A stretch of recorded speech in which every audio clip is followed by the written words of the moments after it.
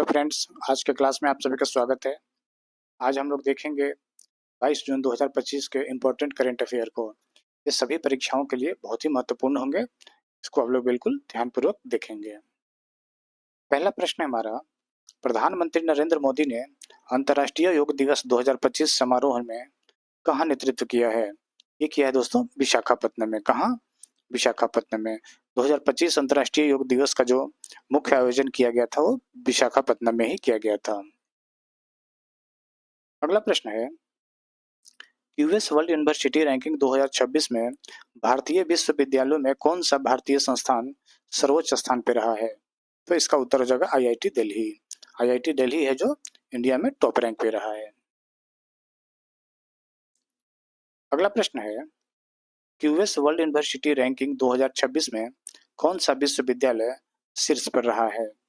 अगर वर्ल्ड में बात की जाए कौन सी यूनिवर्सिटी टॉप पे रही है, कौन सा विश्वविद्यालय टॉप पे रहा है, तो यह है मैसाचुसेट्स इंस्टीट्यूट ऑफ टेक्नोलॉजी, जिसका शॉर्ट नेम है एमआईटी।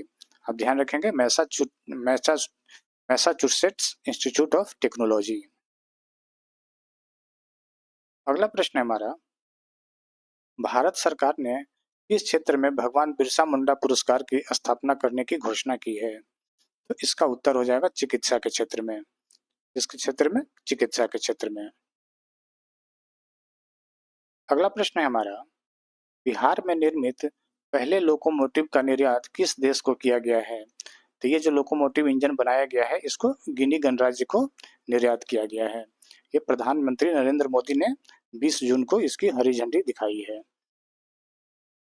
मोदी जी बिहार के दौरे पे थे 20 जून को। ये 20 जून को ये हरी झंडी दिखाए हैं गिन्नी के लिए। अगला प्रश्न है हमारा, ग्लोबल लिवेबिलिटी इंडेक्स 2025 में रहने योग्य दुनिया का सबसे सर्वश्रेष्ठ शहर कौन सा है?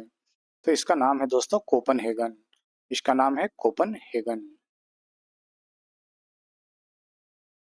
अगला प्रश्न है, किस राज्य ने 2025 से 2035 को जल विद्युत दशक का घोषित किया है? तो इसका सही उत्तर हो जाएगा अरुणाचल प्रदेश। इसका उत्तर हो जाएगा अरुणाचल प्रदेश।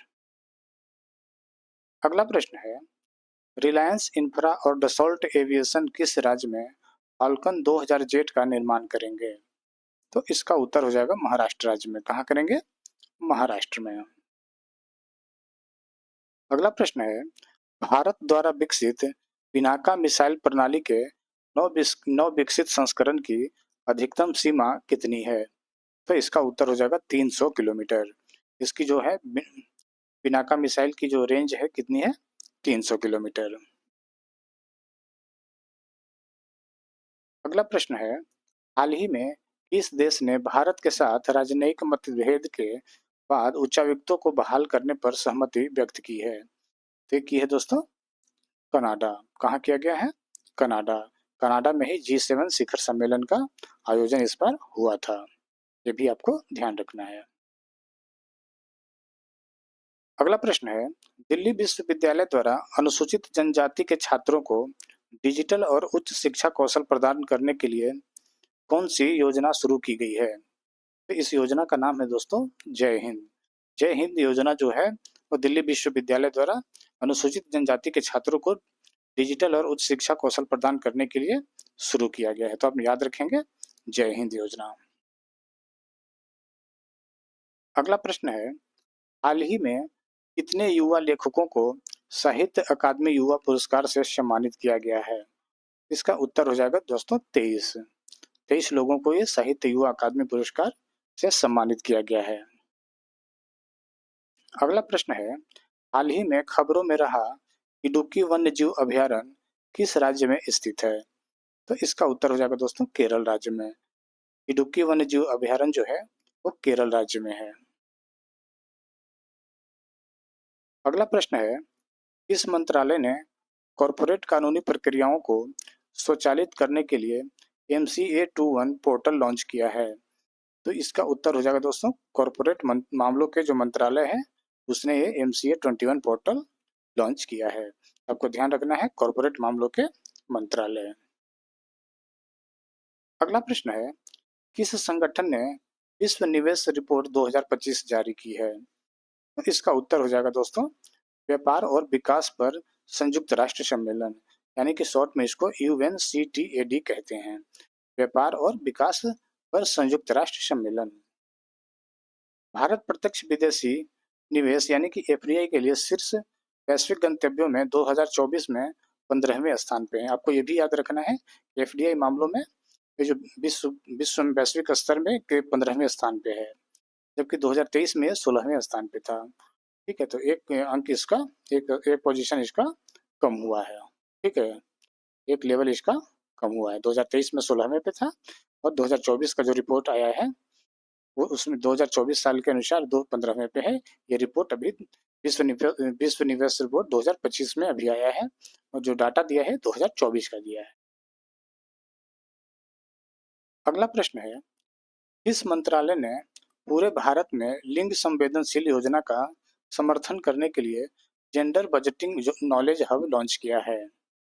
किस मंत्रालय ने पूरे भारत में लिंग संवेदनशील योजना का समर्थन करने के लिए gender budgeting knowledge hub launch किया है?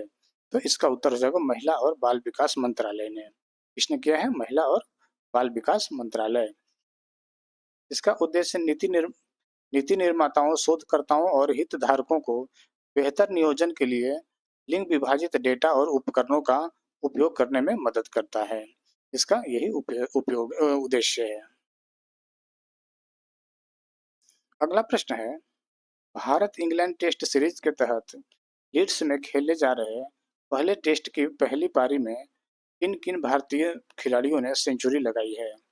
तो इसका उत्तर हो जाएगा यशस्वी जायसवाल ने, कप्तान शुभमन गिल ने और उप कप्तान ऋषभ पंत ने। यशस्वी जायसवाल ने 101 रन बनाए, शुभमन गिल ने 147 रन और ऋषभ पंत ने 134 रन बनाए हैं। अगला प्रश्न है, अंतर्राष्ट्रीय ओलंपिक समिति की नवनिर्वाचित अध्यक्ष कौन है? अंतर्राष्ट्रीय ओलंपिक समिति की नवनिर्वाचित अध्यक्ष कौन है? तो इसका उत्तर हो जाएगा कर्स्टी कोवेंट्री। इनका नाम है कर्स्टी कोवेंट्री। अगला प्रश्न है, यूनेस्को ने 1.4 अरब वर्ष पुराने फॉसिल्स पार्क को वर्ल्ड हेरिटेज की अस्थायी सूची में शामिल किया है। यह किस राज्य और किस जिले में है? यह है दोस्तों उत्तर प्रदेश के सोनभद्र जिले में। कहाँ है? उत्तर प्रदेश के सोनभद्र जिले में। अगला प्रश्न है, रक्षा मंत्री राजनाथ सिंह ने किस देश में 25 जून 2025 से होने वाले संघाई सहयोग संगठन के रक्षा मंत्रियों की बैठक में हिस्सा लेने जाएंगे? तो इसका उत्तर हो जाएगा दोस्तों चीन में। कहाँ जाएंगे? चीन में। अगला प्रश्न है, संयुक्त राष्ट्र ने हंगर हॉटस्पॉट रिपोर्ट में इन 5 देशों में जून से अक्टूबर 2025 के लिए भूखमरी से मौत की चेतावनी जारी की है? तो इसका उत्तर हो जाएगा सूडान, दक्षिण सूडान, माली, हैती और फिलिस्तीन। इन सभी देशों के लिए संयुक्त राष्ट्र ने ये आपका हंगर हॉटस्पॉट रिपोर्ट जारी किया है कि हो सकता है कि इससे भूखमरी से मौत होगी। ठीक है, इसकी यह चेतावनी जारी की है। तो आज का एक सवाल आपके लिए छोड़ के जाता हूं, इसका आंसर आप लोग कमेंट बॉक्स में देंगे। तो प्रश्न है, गृह मंत्रालय ने कितने चरण में जातीय जनगणना के लिए नोटिफिकेशन जारी किया है? विकल्प है 1 या 2, 3 या 4। इनमें से सही उत्तर क्या होगा आप लोग कमेंट करेंगे। तो आज के क्लास को यहीं समाप्त करते हैं। कल मिलेंगे फिर करंट अफेयर के साथ। जय हिंद, जय भारत।